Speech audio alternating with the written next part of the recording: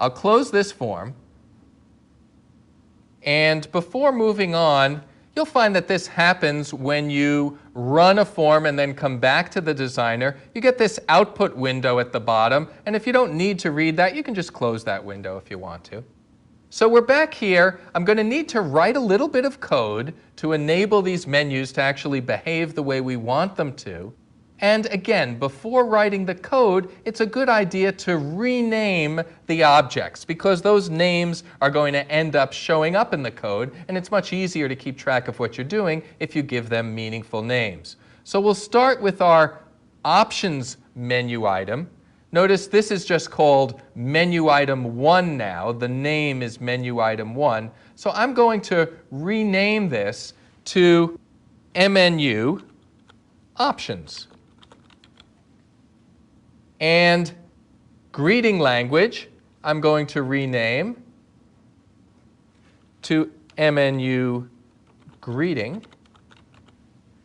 And English will be MNU English. And as you probably guessed, French will be MNU French. Now, if I want to write some code to run when I select French, I can treat this like any other button on the form pretty much. I'll double-click on it, and I automatically have an event handler created for me.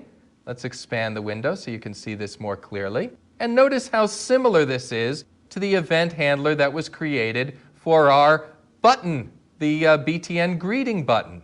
Here, it's MNU French underscore click, and if I scroll across, you'll see it has the same parameters, the sender as object, and E as system.event.args. And here in the handles part, it specifies that rather than handling this button click event, we're going to be handling the click event of this menu item, MNU French. So what do we want to happen? Well, the first thing that we want to happen is we want to change it so that French gets checked and English gets unchecked. So we'll type in MNU English dot checked equals false. Notice the indentation happens automatically here. And MNU French dot checked, and I can hit the tab key once the IntelliSense list has selected the one we want, equals true. Now we want to put similar code in place for the English, MNU English. I don't have to go back to the designer and start all over.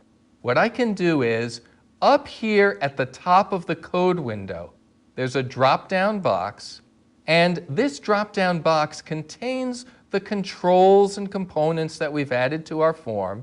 And so if I want to program something against MNU English, I can select MNU English over here.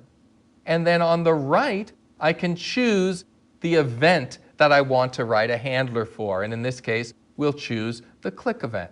And notice it then creates this, what's called a stub code for me.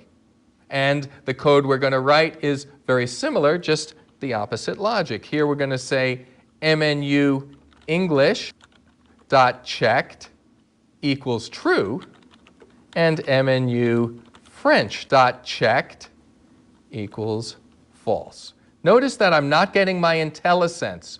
What does that tell you? It tells you that Visual Studio is having a hard time figuring out what comes next. And that's a good indication that you made a mistake. And in our case, notice that the N is left out. So if you find those drop-down lists aren't happening where you expect them to, usually it means that you messed up. And once you fix that spelling mistake, then you'll get the drop-down list that you expect.